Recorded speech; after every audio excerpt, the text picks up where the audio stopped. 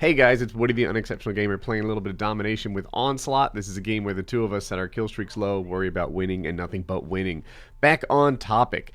Today I'm going to talk about this thing about going pro. For those of you who watch all my videos, you know that I've been going back and forth on this concept of going pro, about doing YouTube full-time, about living my passion, about doing my thing. And, kind of where I was on this thing was like, easing into it, taking a leave of absence from work. And I was going to do it like kind of extra slow. I was going to do it like, early next year, continue to work out through November and December, and maybe next year do something. But here's what happened. And before I get into that, look, everybody has their flaws, right? I mean, like some people, maybe me, occasionally lose their temper. Some people are whatever. For me, lying's not really one of my flaws. I'm actually a pretty honest guy. And I'm sitting here filling out my CPC, which is some sort of, goals for next year, projects I'm going to deliver, personal growth areas at work. And personal growth areas at work are like expand your technical competence, become a better public speaker, Anyway, and I'm filling out my stuff for next year, and I'm like, this is a lie. This thing is full of crap. I don't intend to do any of this nonsense. What I really intend to do is take off next winter and focus on this. Focus on the sort of thing that you're watching. And for me, it was like, I can't do this. I can't set my boss up. I think I just got tubed. I can't set my boss up depending on me to deliver the things that I'm talking about, and then in my heart really have no intention to deliver those things, right? That's just not who I am. That's not how I'm built. So I talked to my boss yesterday. Now, it's not that bad. It's not that so bad because my boss is like a boss and a friend. So I can level with him and talk to him about this stuff. He knows about my channel. Heck, we've done some fundraisers at work for the March of Dimes through my channel. He likes my channel. But what I can't do when I'm not just, built, it's not in my DNA to sit there and lie to the guy and be like, yes, I'm going to bring in your next version development system. I'm going to streamline portal development. I'm going to do this. I'm going to do that. New source code repositories. All the crap that I was sort of pretending I was going to do as I filled out my stuff.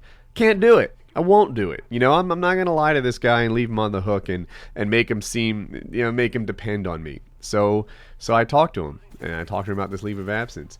And we even set a date, a target date. I don't know if it's locked in or not, but we were talking about November 15th. We were talking about November 15th to be the day where I begin a 3-month leave of absence from work. The leave of absence is kind of like quitting with the ability to come back, this open door type thing.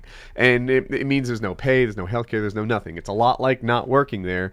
But 3 months later, it's not a guarantee, but 3 months later, there'll be this notion that I can come back and do my thing. And for me, it was huge. It was super huge.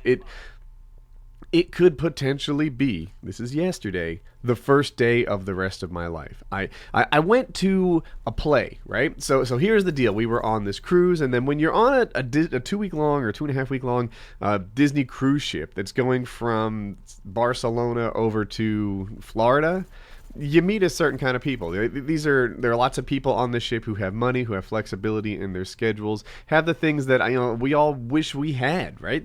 That would be so awesome. So one of the people that we met, they were a family of 4, the parents and then a boy and a girl. And they were traveling actors, and they would go to retirement homes and small venues and large venues and put on Shakespeare plays or whatever. And it was like the family business. They go around and they actually do homeschooling while they're driving from venue to venue. They call themselves Rhodes Scholars. And it was oh my God. Oh my God, the kind of flexibility and financial security and lifestyle that they have is often desired and rarely copied. It's how awesome would it be to have your house paid off and go around and take a cruise across the ocean and do all these amazing things that these guys do. And I want to set that up for my family too. I want my family to have this sort of amazing experience that other people get. That's what I'm targeting, right? I'm not targeting playing video games specifically. although I love my video games. What I'm targeting is like this whole like freedom from the prison that is contributing to the GDP every single day. I'm targeting this sort of, get it done, be out there, live your life kind of thing. That's what I'm jazzed about. What I'm jazzed about is not, the YouTube money that the guys talk about. But what I'm really jazzed about is the opportunity to just do regular stuff. I was talking to my boss, and I was like, ever drive your car at 2 p.m.? At 2 p.m. And there's all these people on the road. We just got beat there. And there's all these people on the road. Who are these people? Why are they, how are they able to be driving at 2 p.m.? Aren't they at work? Don't they have work to do? What is it that exists in their schedule that allows them not to be in their cube at 2 p.m.? This notion was ridiculous to me for almost 20 years. That people could just, I don't know, have daytime time, forever. My life existed between, I don't know, after 8 p.m. or when the kids were asleep. They stay up older now. They're older now. They stay up later.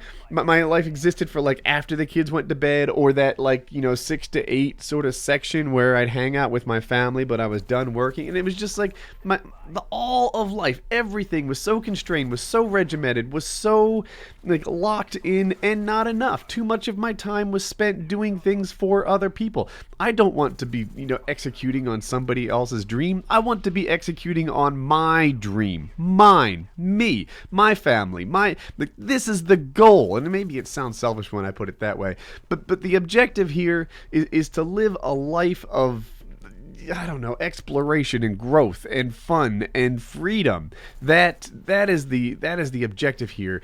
And I think that yesterday was the first day of it. And that is a big thing, that is where I am. This is the step that I'm taking. So you might think, well, what does that mean for you? Well, I think it means I can do 2 vids a day. I think it means I'm gonna, live stream a lot more. My interaction with you guys can be higher. And of course it didn't start yet, right? All I really did yesterday was open up to my boss about my intention to take the winter off. And who knows if I come back to this place or not.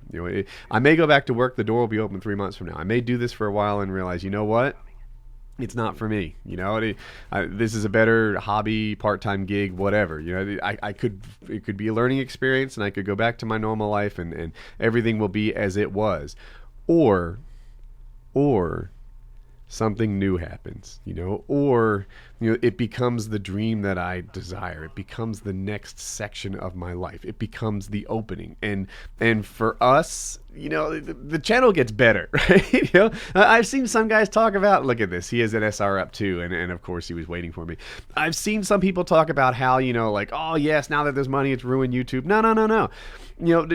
When people do this at a pro level, things can get better than ever before. It goes from amateur hour to pro hour. It goes, higher level equipment, higher levels of production quality, higher levels of thought in their video. No more complaining bullshit. Leave that to the amateurs.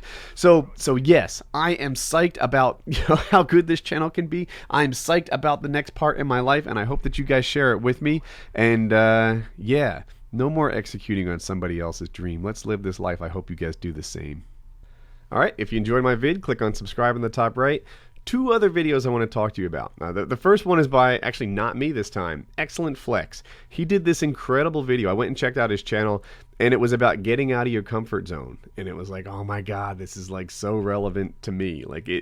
It struck a chord with me because of sort of what I'm going through right now. And he's inspiring people to sort of take a risk, get out of your comfort zone, and do something new. And it's like, yeah, man, that's cool. So check out Excellent Flex. He's the video on the top. The one on the bottom is Painkiller Already 72. We had Merca Durka on. We did some crank calls, rode to Modern Warfare 3, Would You Rather type things. Painkiller Already. And then surprise video on the right. So I hope you enjoyed it, and have a nice day.